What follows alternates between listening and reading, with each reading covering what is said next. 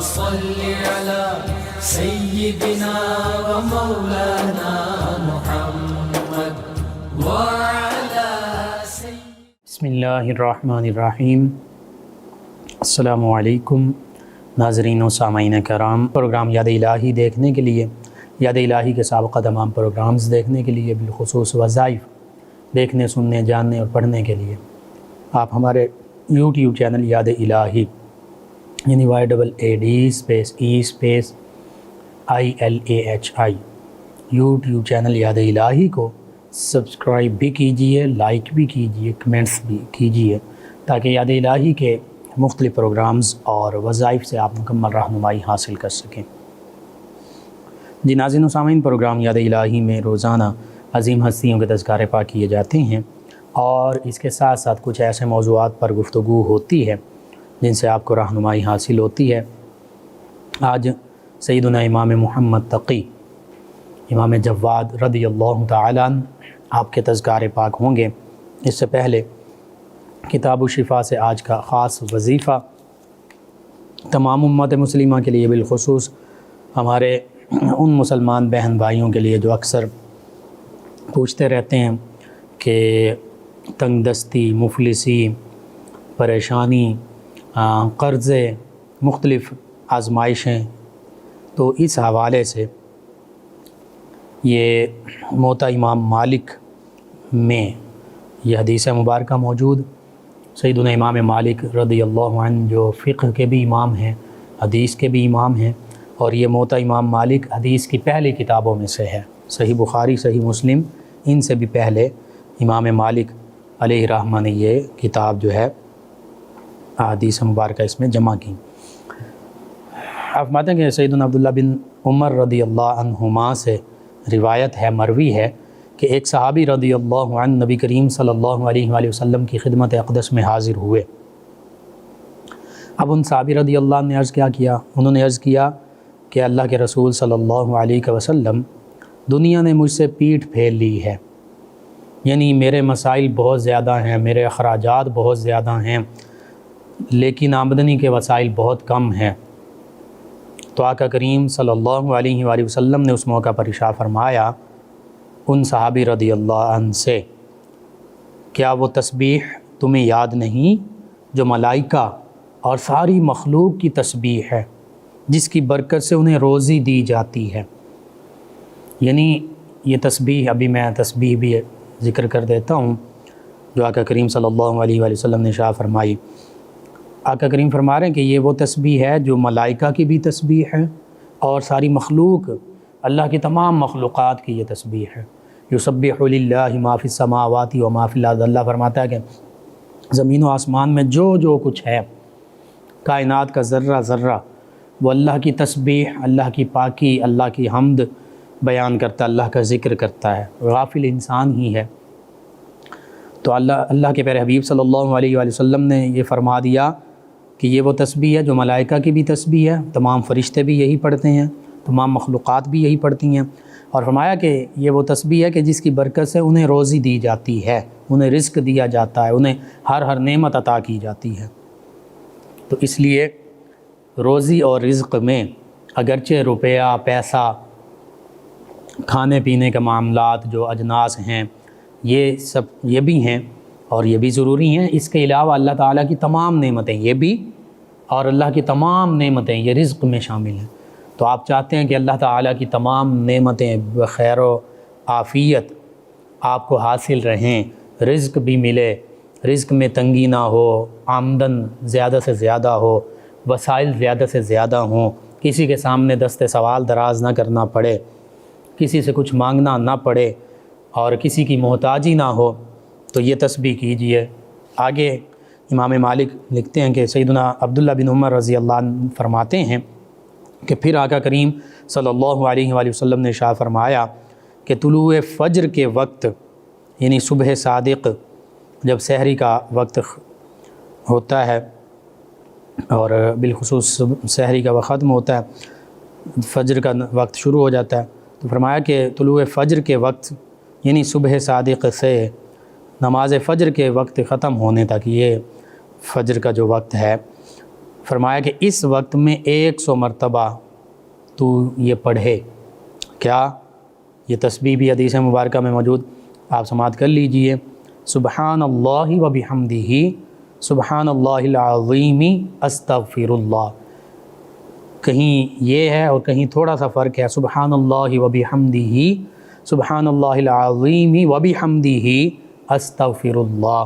تو دونوں طرح سے پڑھ سکتے ہیں. و بحمدہ 2 مرتبہ بھی آ سکتا ہے. سبحان اللہ و بحمدہ سبحان اللہ العظیم و بحمدہ استغفر اللہ. یا اس طرح پڑھ لیں سبحان اللہ و بحمدہ سبحان اللہ العظیم استغفر اللہ. تو یہ صبح فجر کی سنتوں اور فرضوں کے درمیان پڑھ لیں.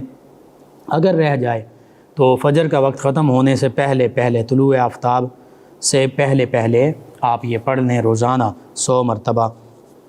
آقا کریم صلی اللہ علیہ وآلہ وسلم کے فرمان کے مطابق انشاءاللہ رزق کی تنگی ختم ہو جائے گی، مفلسی محتاجی ختم ہو جائے گی، قرض کے بار جو ہیں وہ ختم ہو جائیں گے. اللہ تعالیٰ قرضوں سے نجات عطا فرمائے گا.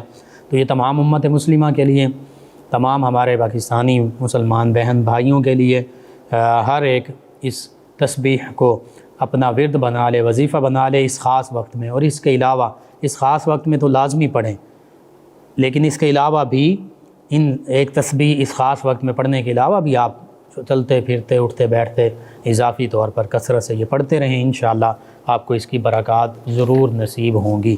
اللہ تعالیٰ ہمیں آسانی عطا فرمائے. آپ اس وظیفے کو، اس لاجواب اور کثیر الفوائد تسبیح کو اپنے معمول کا حصہ بنائیے، اپنے اوراد و وظائف میں شامل کیجئے، اپنے اعزاء اقرباء رشتہ دار دوست احباب پڑوسی محلے دار حتیٰ کہ تمام امت مسلمہ تک پہنچائیے. میرے آپ کے ہمارے بتانے سے اگر کسی بھی ہمارے مسلمان بہن بھائی، کسی مسلمان فرد کا فائدہ ہوتا ہے، انشاءاللہ یہ ہمارے لیے دین و دنیا آخرت میں بھلائی، فائدے، نجات اور شفا کا باعث ہوگا. اللہ سبحانہ و تعالی مجھے آپ کو، ہم سب کو آسانیاں عطا فرمائے، ہمیں آسانیاں بانٹنے والا بنائے، ہماری مشکلات میں ہماری ان مشکلات سے حفاظت فرمائے. آمین. جی ناظرین و سامعین، سیدنا امام محمد تقی، جنہیں امام جواد بھی کہتے ہیں، اس میں گرامی آپ کا محمد ہے، نبی رحمت صلی اللہ علیہ وآلہ وسلم کی نسبت سے، اور یہ وہ اسم مبارکہ ہے.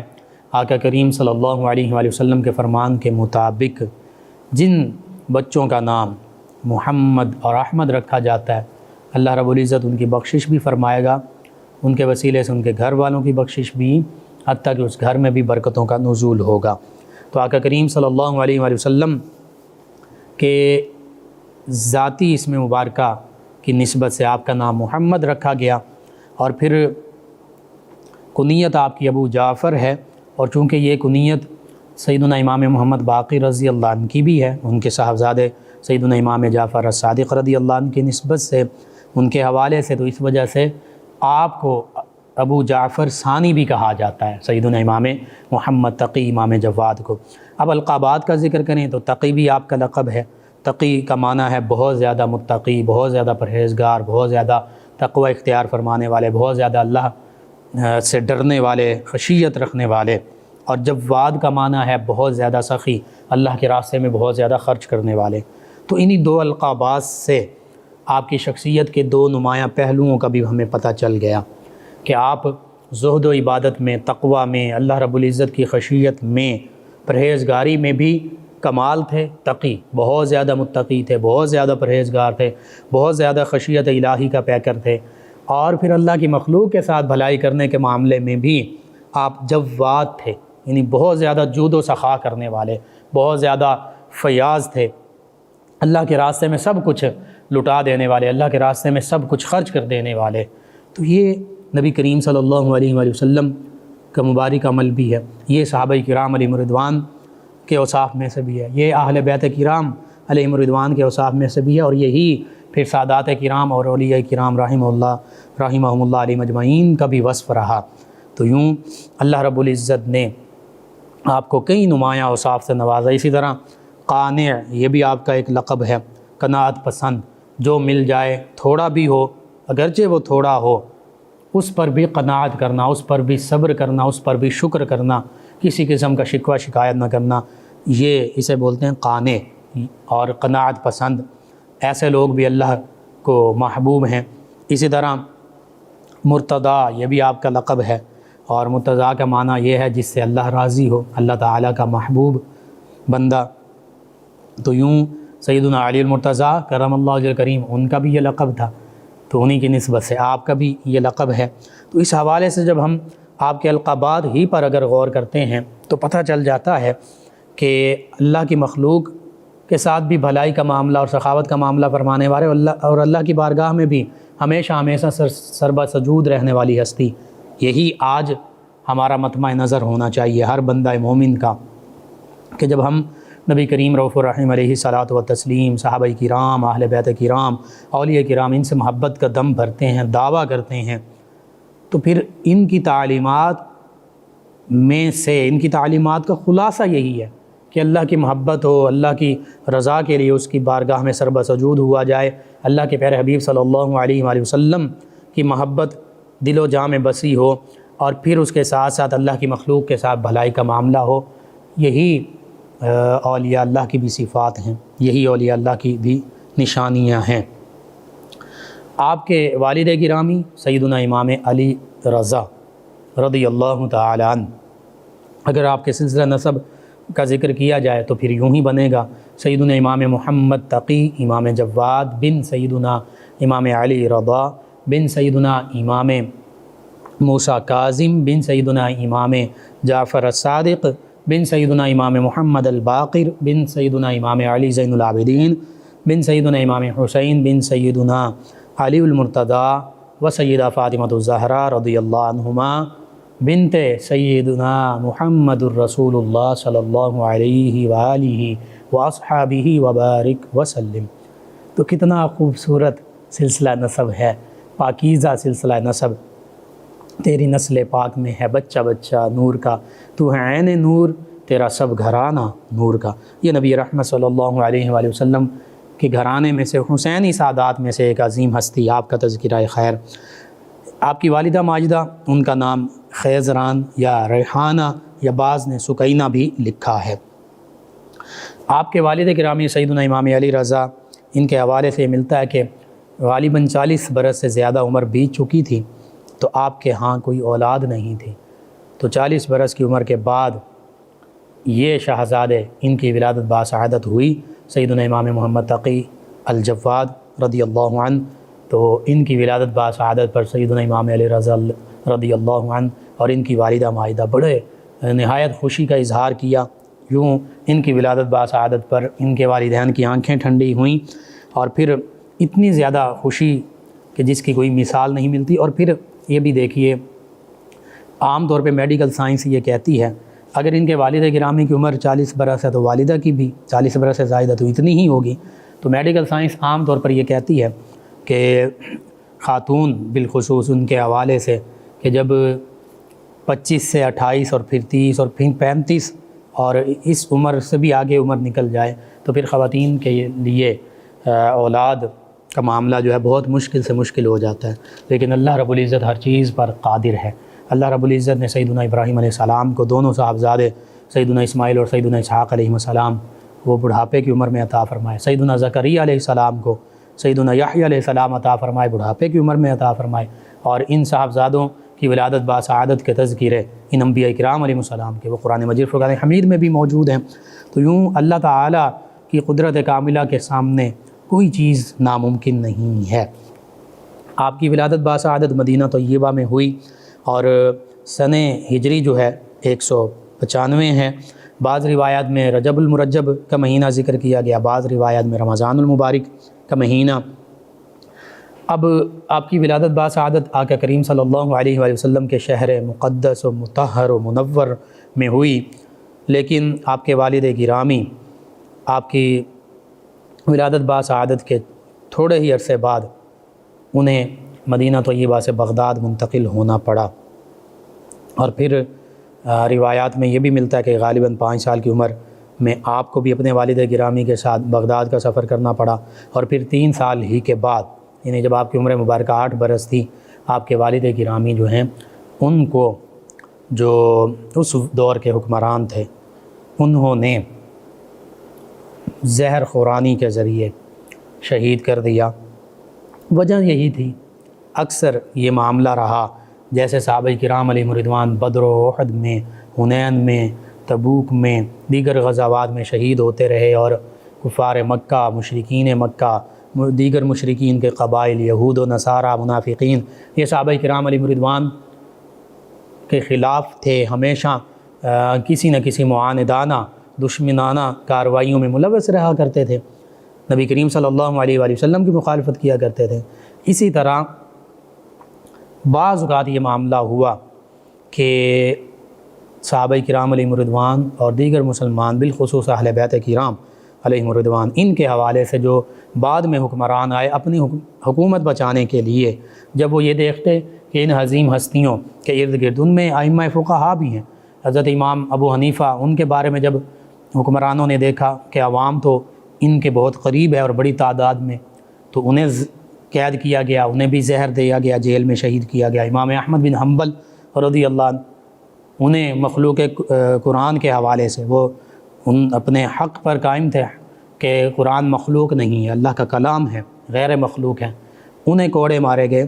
تو یہ تسلسل ہم دیکھتے ہیں کہ ائمہ فقہا، علماء، اولیاء، بالخصوص اہل بیت اطہار علیہم رضوان کی یہ جو ہستیاں ہیں، ان کے حوالے سے بھی، کہ جب ان حکمرانوں نے دیکھا کہ لوگوں کے دل ان ہستیوں کی جانب مائل ہیں، تو پھر اکثر اہل بیت کرام علیہم رضوان کی جو ہستیاں ہیں، ان کو مختلف طریقوں سے زہر دے کر، کبھی انگوروں میں، کبھی کسی کھانے کی چیز میں مسموم چیزیں دے کر زہر خورانی کے ذریعے شہید کیا گیا۔ تو آپ کے والد گرامی سیدنا امام علی رضا رضی اللہ عنہ، ان کے ساتھ بھی یہی معاملہ کیا گیا، اور مشہد مقدس ایران میں سیدنا امام علی رضا رضی اللہ عنہ، آپ کا مزار مبارکہ موجود ہے، آج بھی پوری دنیا سے مسلمان وہاں حاضر ہوتے ہیں، فیوز و برکات پاتے ہیں۔ بہرحال آپ کے والد گرامی کے وصال کے بعد آپ وہیں بغداد میں مقیم ہوئے، اور جو عباسی حکمران مامون الرشید ہے، اس نے اپنی صاحبزادی کا جو عقد ہے وہ آپ سے کیا، ام الفضل۔ پھر شادی کے بعد آپ مدینہ طیبہ واپس آ گئے، اور ام الفضل سے آپ کے ہاں کوئی اولاد نہیں ہوئی، حتیٰ کہ آخر عمر میں پھر آپ اپنی اہلیہ کے ساتھ بغداد تشریف لے گئے، وہیں پر آپ کا وصال ہوا، وہیں پر بعض روایات میں یہ کہ آپ کو بھی زہر دیا گیا، آپ کی شہادت ہوئی۔ اس دوران ام الفضل جو ہے، یہ بعض اوقات اپنے والد کو خطوط بھی لکھا کرتی تھی کہ میرے یہ معاملات ہیں، چونکہ حضرت سیدنا امام محمد تقی، امام جواد، اور یہ اہل بیت کرام، سادات کرام کے حوالے سے نبی کریم صلی اللہ علیہ وآلہ وسلم کا ایک فرمان بھی موجود ہے۔ آقا کریم صلی اللہ علیہ وآلہ وسلم نے یہ فرما دیا تھا کہ اے اللہ، میری جو اولاد ہیں ان کو بقدر کفایت رزق عطا فرما، یعنی نہ کم ہو نہ بہت زیادہ ہو، جو ضرورت ہے اس میں کسی قسم کی کوئی کمی نہ ہو۔ تو ائمہ اہل بیت کرام علیہم رضوان کا یہ معاملہ تھا کہ رزق کی فراوانی تھی کفایت کے مطابق، کوئی ایسی کمی کا معاملہ نہیں تھا، لیکن جو کچھ آتا یہ اللہ کے راستے میں صدقہ خیرات کر دیتے، حتیٰ کہ بعض کا ہزاروں دراہم اور دینار جو ہیں وہ اللہ کے راستے میں خرچ کر دیا کرتے، گھر میں جو کچھ پڑا ہوتا کوئی سائل آ جاتا اسے عطا فرما دیا کرتے۔ یہ نبی رحمت صلی اللہ علیہ وآلہ وسلم، اہل بیت کرام، صحابہ کرام، انہی کا طریقہ رہا۔ آپ کے بچپن میں ہی چونکہ اپنے والد گرامی سے قرآن و سنت، فقہ اور مدینۃ العلم اور باب مدینۃ العلم کا کہ جو فیوز و برکات ہیں اور علوم ہیں وہ پا لیے تھے، تو بچپن میں ہی علمی مقام و مرتبہ آپ کا بہت بلند تھا۔ ایک موقع پر تو مامون الرشید جو ہے گزر رہا ہے، تو آپ ابھی کم سن ہیں، دیگر بچے بھی موجود ہیں گلی میں، وہ موجود ہیں، تو وہ جب مامون الرشید گزرا تو وہ سائیڈ پر ہو گئے، لیکن آپ وہیں اپنے جگہ پر موجود رہے۔ تو مامون الرشید نے پوچھا کہ آپ کس وجہ سے سائیڈ پر نہیں ہوئے، دوسرے بچے تو سائیڈ پر ہو گئے؟ تو آپ نے بغیر ہچکچائے کہا کہ اے خلیفہ، راستہ تنگ نہیں تھا کہ میں آپ کے لیے جگہ چھوڑتا، اور نہ ہی میں نے کوئی جرم کیا کہ میں آپ سے ڈروں۔ تو اس موقع پر عباسی حکمران جو ہے مامون الرشید، اس نے پوچھا کہ آپ کون ہیں؟ تو آپ نے بتایا کہ میں محمد بن علی رضا رضی اللہ عنہما ہوں۔ تو پھر مامون نے کہا کہ اللہ تعالیٰ آپ کے والد محترم پر بھی رحمت نازل فرمائے، آپ کا گھرانہ ہے ہی ایسا کہ جو کسی سے ڈرنے والے نہیں ہیں، جو حق بات کہنے والے ہیں۔ حتیٰ کہ پھر وہ شکار کے لیے نکلا تھا، تو شکار کے لیے چلا گیا، شکار سے جب واپس آ رہا تھا اس نے کچھ پرندے وغیرہ شکار کیے، اور ایسا پرندہ بھی شکار کیا کہ جس نے اپنی چونچ میں ایک چھوٹی سی مچھلی پکڑ رکھی تھی، اور وہ مچھلی زندہ بھی تھی۔ تو اب وہ مامون بڑا حیران ہوا کہ ہوا میں مچھلی کہاں سے آ گئی۔ بہرحال وہ واپس جب آیا اسی راستے سے، پھر دوبارہ انہی سے ملاقات ہو گئی۔ تو ان کا امتحان لینے کے لیے اس نے پوچھا کہ آپ بتائیے میرے ہاتھ میں کیا ہے۔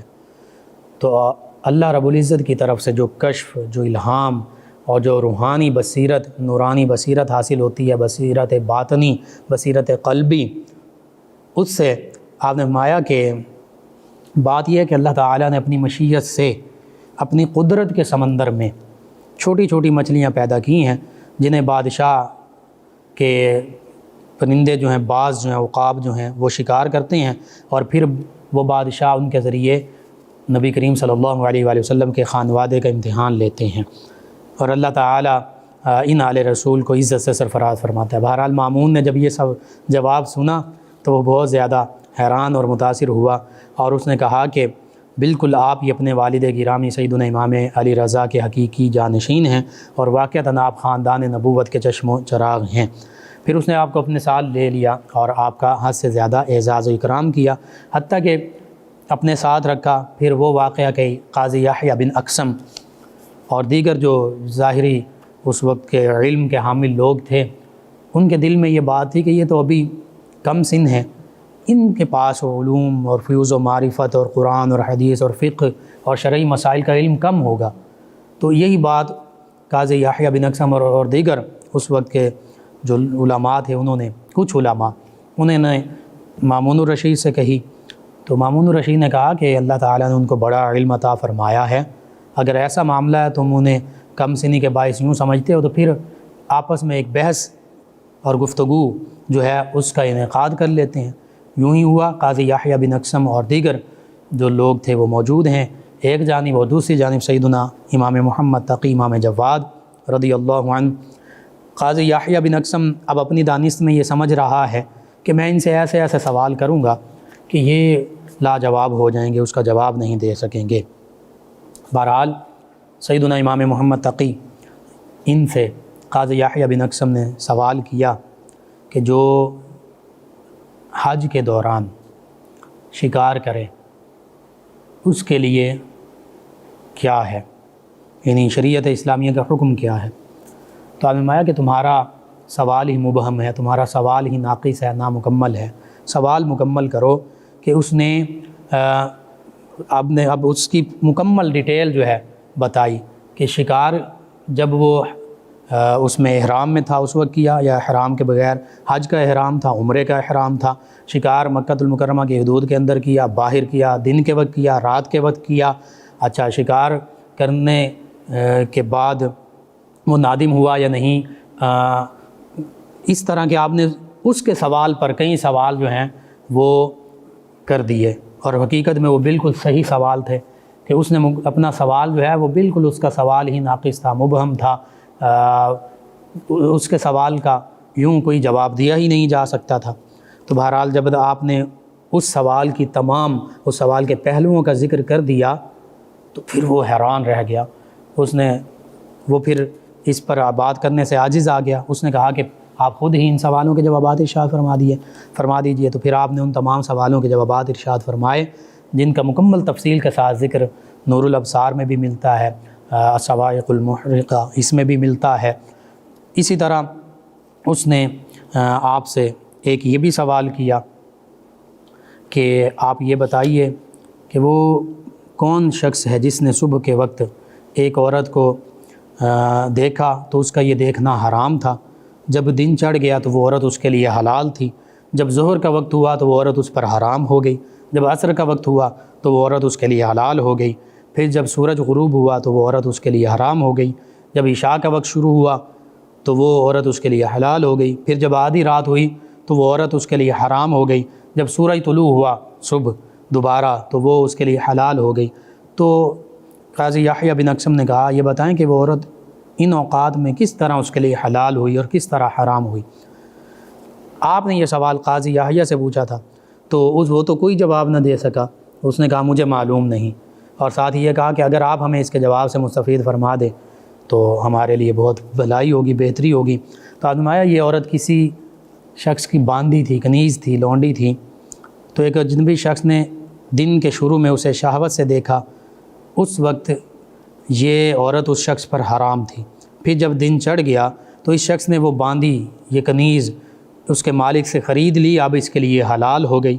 پھر جب ظہر کا وقت ہوا تو اس شخص نے اس کنیز کو آزاد کر دیا۔ جب آزاد کر دیا تو یہ کنیز اب چونکہ آزاد ہو گئی تو اس مرد کے لیے حرام ہو گئی۔ جب عصر کا وقت ہوا تو اس شخص نے اس عورت سے نکاح کر لیا، اب یہ اس کے لیے حلال ہو گئی۔ اور جب مغرب کا وقت ہوا تو اس شخص نے اس سے زہار کر لیا، جب زہار کر لیا تو پھر اس شخص کے لیے حرام ہو گئی۔ پھر جب عشاء کا وقت شروع ہوا تو زہار کا اس نے کفارہ دے دیا تو وہ عورت اس کے لیے پھر حلال ہو گئی۔ جب آدھی رات ہوئی تو اس نے اس کو ایک طلاق دے دی، جس سے یہ عورت جو ہے اس شخص کے لیے حرام ہو گئی۔ اب جب فجر ہوئی، صبح دن چڑھا تو اس نے اس ایک طلاق سے رجوع کر لیا تو یہ عورت پھر اس کے لیے حلال ہو گئی۔ تو یوں آپ نے ساری کنڈیشنز جو ہیں یہ بتا دیں۔ تو یہ علم کا معاملہ، اور حقیقت یہ کہ آج بھی بعض اوقات ہم ناقص اور مبہم غیر واضح سوال کرتے ہیں اور ہم سمجھتے ہیں کہ اس کا فوری ہمیں پورا مکمل جواب مل جائے، یوں نہیں ہوتا۔ سوال میں کا جو پہلو ہے اس کو مکمل تفصیل کے ساتھ بیان کیا جائے تاکہ پھر اسی پہلو کے مطابق اس کا جواب دیا جائے۔ بہرحال اللہ رب العزت نے آپ کو بڑی عزت اکرام سے نوازا، علم میں بھی کمال درجہ، زہد و تقوی میں کمال درجہ، فضائل و خصائل میں اعلیٰ سے اعلیٰ۔ آپ کے چند ایک فرامین کا ذکر کرتا ہوں۔ آپ فرماتے ہیں کہ مومن کی عزت اس میں ہے کہ وہ لوگوں سے مستغنی ہو کر رہے، یعنی ان سے کوئی طمع اور لالچ نہ رکھے۔ اسی طرح فرماتے ہیں جس نے اللہ کے لیے کسی کو دوست بنایا تو اس نے جنت میں گھر بنایا۔ پھر فرماتے ہیں اللہ اپنے بعض بندوں کو مال و دولت اور نعمتوں سے نوازتا ہے، جب تک وہ اس مال و دولت میں سے سخاوت سے کام لیتے رہتے ہیں تو وہ نعمتیں، وہ مال و دولت ان کے پاس برقرار رہتی ہیں وہ نعمتیں، اور جب وہ بخل اور کنجوسی شروع کر دیتے ہیں، اللہ کے راستے میں خرچ نہیں کرتے، تو اللہ تعالیٰ ان سے وہ نعمتیں لے کر اپنے دوسرے بندوں کو عطا فرما دیتا ہے۔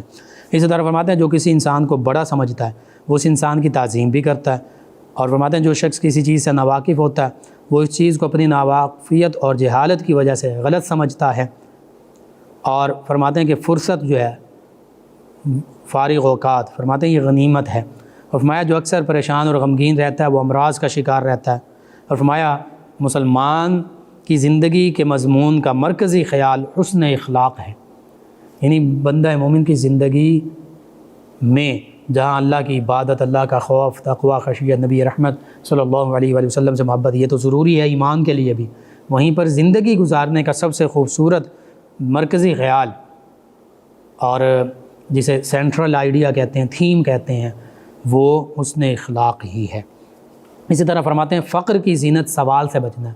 ہم فقیر اس کو سمجھتے ہیں جو مانگتا ہے، آپ فرما رہے نہیں، اصل فقیر وہ ہے اللہ کی بارگاہ کا فقیر جو سوال سے بچتا ہے۔ پھر فرماتے ہیں آزمائش کی زینت شکر ہے، آزمائش میں بھی شکر کیا جائے، صبر تو کرنا ہے، شکر کیا جائے۔ خاندانی شرافت کی زینت عاجزی ہے، آپ فرماتے ہیں جو خاندانی طور پر شریف ہوگا اس میں عاجزی انکساری ہوگی، تکبر، غرور، اکڑ نہیں ہوگی۔ پھر فرماتے ہیں گفتگو کی زینت فصاحت ہے، یعنی گفتگو کی خوبصورتی یہ ہے کہ فصاحت اور بلاغت اور خوبصورت الفاظ کے ساتھ، اچھے انداز کے ساتھ گفتگو کی جائے، سننے والے کے دل میں اتر جائے۔ پھر فرماتے ہیں کہ احادیث وغیرہ بیان کرنے کی زینت قوت حافظہ ہے، یعنی پختگی سے وہ احادیث مبارکہ یاد کی جائیں اور پھر بیان کی جائیں۔ علم کی زینت تواضع ہے، علم اور علماء کے لیے فرمایا جا رہا ہے کہ تواضع کریں، وہ عاجز بنیں، انکساری کرنے والے بنیں اور متواضع ہوں، اور اس تواضع کا ایک معنی یہ بھی ہے کہ دوسروں کی خدمت کرنے والے ہوں۔ کسی کے ساتھ بھلائی کرنے کی زینت آپ فرماتے ہیں اس پر احسان نہ جتلانا، کتنی خوبصورت بات، قرآن پاک نے بھی یہی فرمایا۔ اور نماز کی زینت خشوع و خضوع، اور حقیقت بھی یہی ہے، وہ نماز خوبصورت ہے جس میں خشوع و خضوع ہو، اللہ کا خوف ہو۔ اور قناعت کی زینت آپ فرماتے ہیں چہرے پر مسکراہٹ ہے، یعنی تھوڑا اللہ تعالیٰ نے عطا فرمایا، تھوڑے پر راضی رہیں، یہ قناعت ہے، لیکن اس دوران چہرے پر مسکراہٹ بھی سجی ہو۔ اور فرماتے ہیں تقویٰ کی زینت لا یعنی سے بچنا ہے، یعنی جو چیزیں فضول ہیں ان سے بچ جائیں، یہ تقویٰ کی زینت ہے۔ آپ کے بے شمار فرامین مبارک ہیں، یہ چند ایک فرامین مبارک اگر ان پر بھی ہم عمل پیرا ہو جائیں تو ہماری زندگیاں دین و دنیا آخرت بہتر ہو سکتی ہے۔ اللہ سبحانہ و تعالیٰ سے دعا اللہ تعالیٰ ان عظیم ہستیوں کے نقش قدم پر ہمیں چلنے کی توفیق عطا فرمائے، ان کے تصدق سے عالم اسلام کو سربلندی عطا فرمائے۔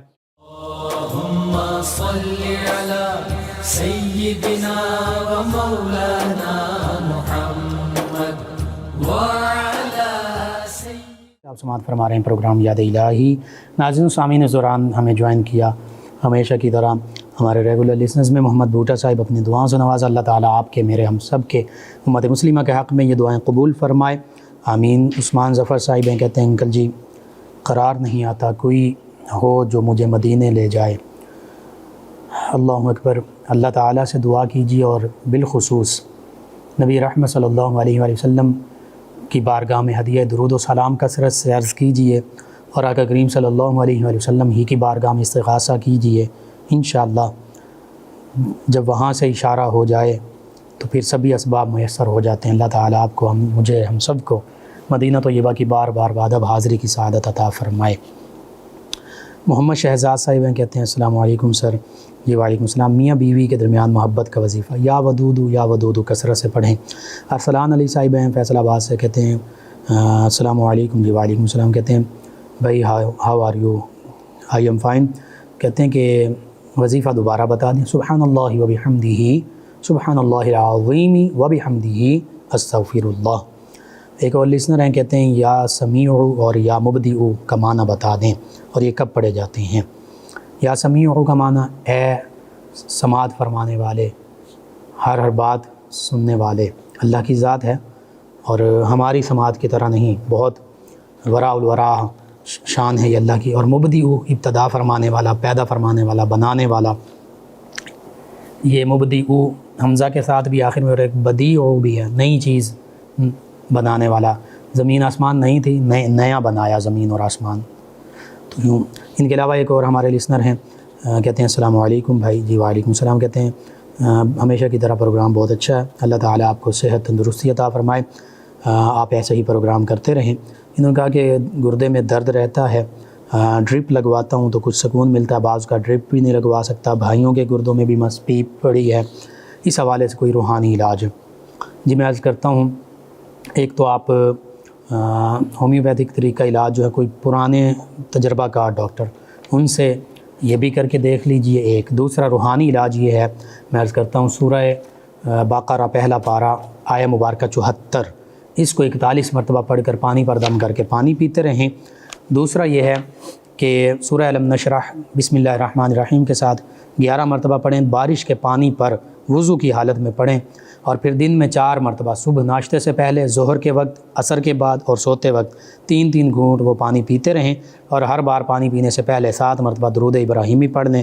انشاءاللہ گردے کی تمام بیماریوں سے اللہ تعالیٰ شفا عطا فرمائے گا۔ یہ دونوں روحانی علاج کیجیے، اللہ تعالیٰ شفا عطا فرمانے والا ہے۔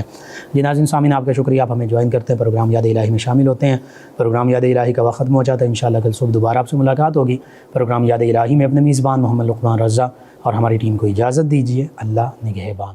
اللہم صلی علی سیدنا و مولانا